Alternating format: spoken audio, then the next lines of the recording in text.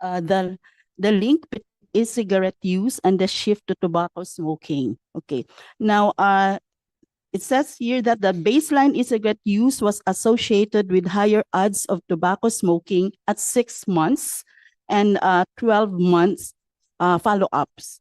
More frequent use of e-cigarettes at baseline was associated with more frequent smoking at follow-ups. And baseline tobacco smoking was associated with subsequent e-cigarette use at both follow-ups po. So meaning to say po yung the likelihood of if you start e-cigarette and then later on also going into the regular tobacco is high, and even if you go vice versa, ganun din po yon, both ways. Yes po. Ulitin ko, no, para klaro sa mga nanonood din. Ang lumalabas dun sa research nyo, pag nag-umpisa ka ng mag-e-cigarettes, maraming nagko-crossover at tumataas din yung karamihan na nagsisigarilyo na rin. Tapos ganun din, kung nagsisigarilyo ka, malaki din yung chance na mag-e-cigarette ka. So, damay-damay lang. Yes, ma'am. So one habit does not show to prevent you from engaging in the other habit. Yes, ma'am.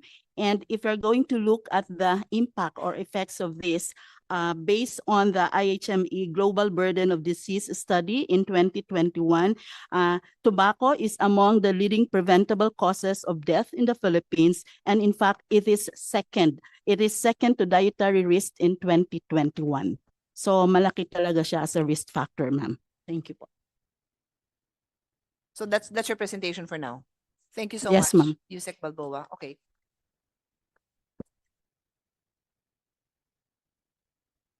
So to continue on the topic of smoking prevalence, I'll call on Dr. Tony Dance, and then after that, let's be prepared. We'll be calling on DOF, BIR, BOC on the topic of syntax and the moratorium. So Dr.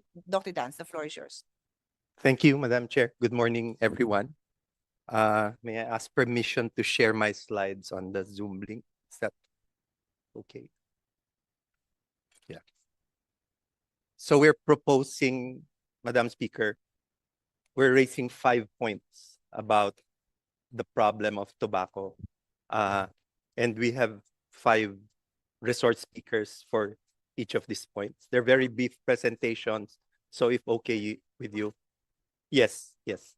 Since I don't know that order, but I'm okay with that presentation, just whoever's next, just yes, raise your hand. And then we'll have a brief summary okay. at the end. Sure. So just to lay the premise for our presentation, this is the summary of the FNRI data for 2023.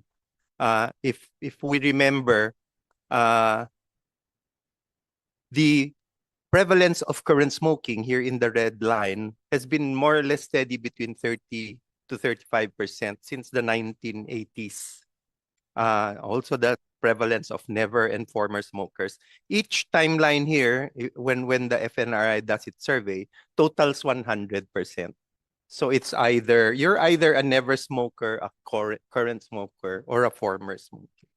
In 2012, the syntax law was passed.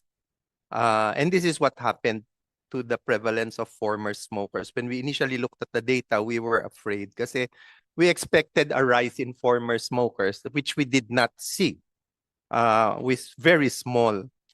But if you look at current smokers, it went down from 31 to 25% a year after, which we thought was dramatic, after the passage of the syntax law in 2012. So this red line is the syntax law. And the explanation why people didn't stop, but the prevalence was going down, is because there was a rise in never smokers. So it seems the main impact of a rise in tobacco price is prevention of people beginning to smoke. So the new smokers. And these are usually young smokers because you don't start smoking at 50 years old. You start it early. So these are the young smokers. And this was sustained, the improvement in or the decline in current smoking and the rise in never smokers until 2021. And then something happened in 2023 where there were a lot of new smokers.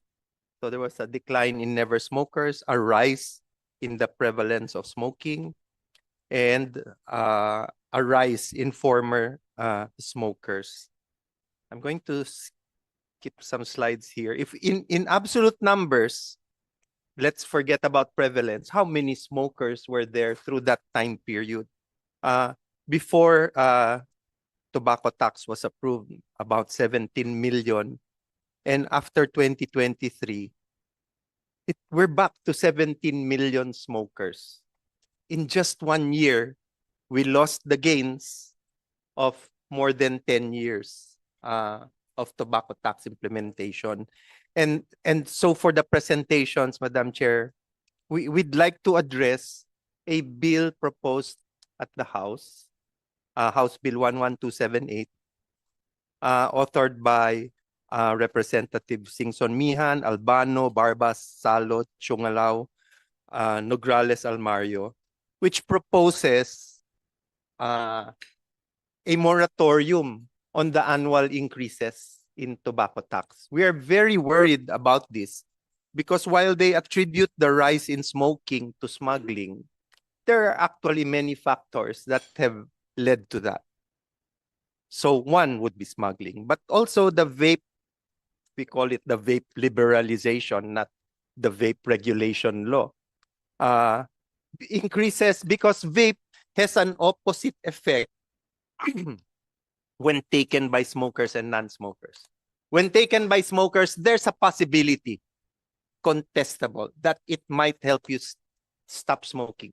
But if you are a non-smoker, it definitely increases the risk that you will smoke in the future by fourfold.